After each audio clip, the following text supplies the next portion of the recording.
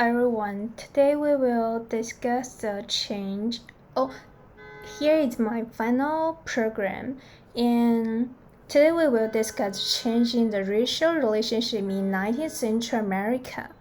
My main argument is that this was an era filled with paradox. On the one hand, systematic racial oppression against African Americans, Native Americans, and Chinese immigrants was continued to deepen and even institutionalized. But on the other hand, precisely during this era, we witnessed the emergence of organized and diverse resistance movements. Although this resistance did not immediately resolve the situation, they were crucial in challenging inherent racial hierarchy and paved the way for the Creole Rights program in the 20th century.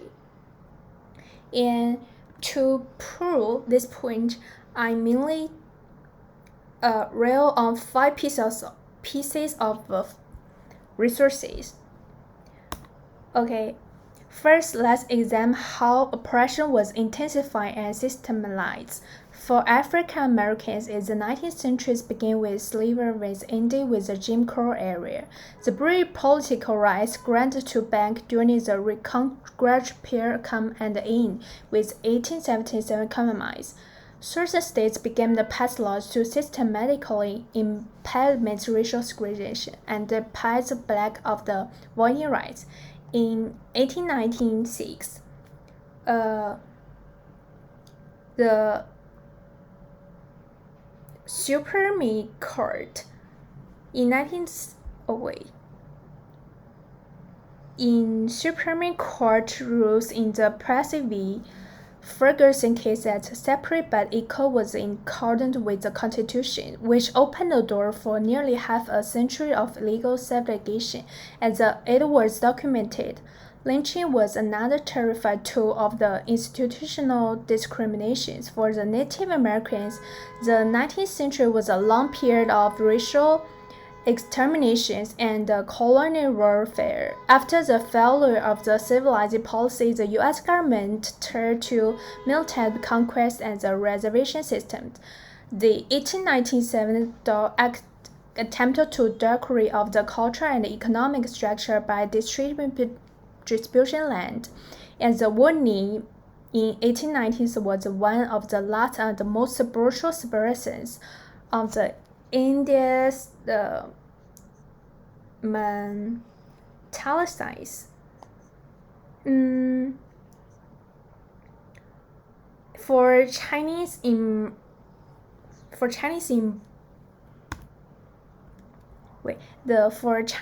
immigrant, oppression was clearly manifest in illegal form. The Chinese Exclusion Act of 1882 was a landmark turning point. It was the first and only law in American history that explicitly prohibited immigration by the specific racial or national group. This legal market to Chinese permanent foreigners, excluding their American society. As we can see, oppression is not an accident or specific phenomenon, but it was become a part of national policy and widespread social participate. For one, however, the oppression did not go unchallenged. It was precisely in a highly oppressive environment that the seeds of the resistance was sown, and this sprouted in various forms. Mary Tibbs Protect is a shining example. When the Sun Fan School refused to admit her daughter, she did not stay silent. She filed a lawsuit and won the case. The court rules that the schools cannot exclude her child based on the race. Although the state government concurrently established special Chinese schools to circumvent the ruling, Tibbs' powerful and angry letter was an immortal testimony. She wrote, "It's being born Chinese a disgrace? Did God not create us all?" Her action was early legal challenge and public protest, laying the foundations for future generations.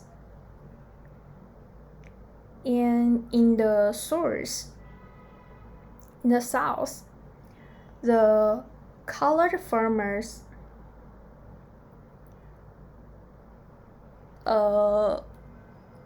eagle demonstrated honor from the resistance.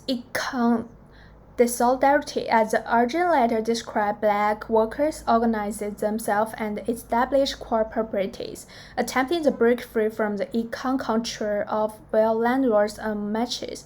The violence spread nations within just about the better wages, but about econ independence and dignity, which are the foundation of civil rights. As writers like Helen Hart Jackson represent a third form of resistance, public opinion, propaganda, and modern appeals.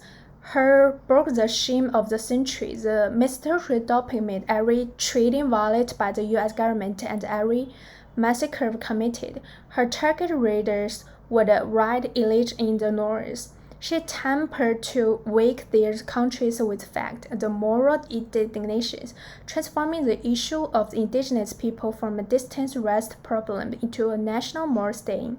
Although its direct effect was limited, influenced public opinions and provided valuable animations to little farmers.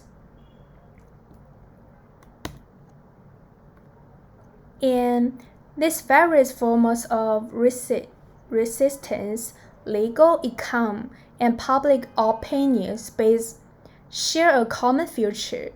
They all create a new discourse, accumulate valuable organization experience, and established course.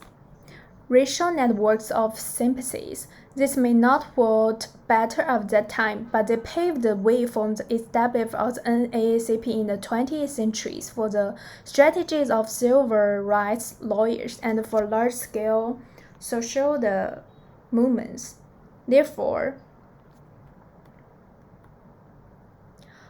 coming back to our questions.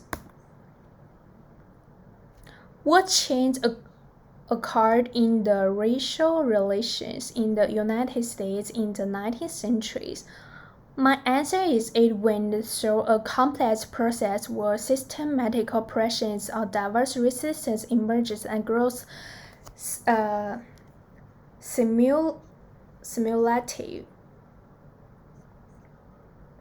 And this is a seemingly contradictory oppression of the resistance exists in the dialogue relationship. And this is a seemingly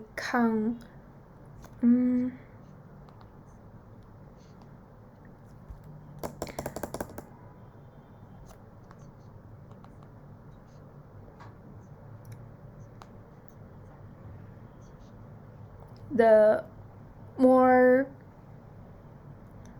contradictory but actual profound history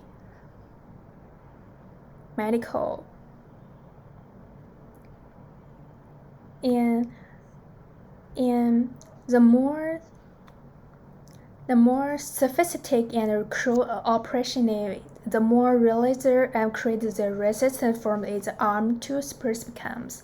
Understanding the paradox is crucial for grasping the history depth in U.S. racial issues and their traditional of struggle.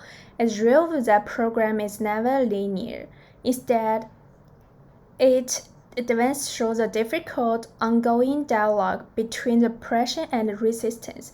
Each reform of oppressive system or legal serenades, excluding laws or cultural analysis, inevitably spark more innovative forms of resistance, from legal challenge to econ solidarity of more advocated. This is dialogue understood called social change evolves through a messy, iterative process was each under resistance, even its influential plan seeds for future progress.